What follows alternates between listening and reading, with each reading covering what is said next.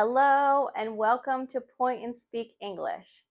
Today we are going to learn polite ways to tell someone to move out of your way. Let's get started.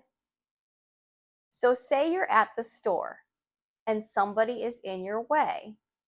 Instead of saying, "Move, get out of my way," which may come across as rude, here's 5 different ways you can say it.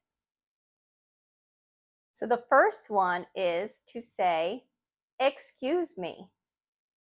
Excuse me. Number 2 is, "Sorry, can I get by?" Sorry, can I get by? Number 3 is, "Would you mind letting me through?" Would you mind letting me through? Number 4 is, "Pardon me." Pardon me.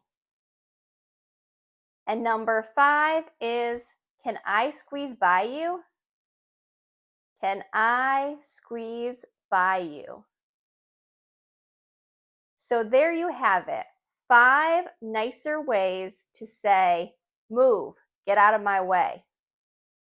If you found this helpful, please comment, like, and subscribe. And thank you so much for watching. Bye.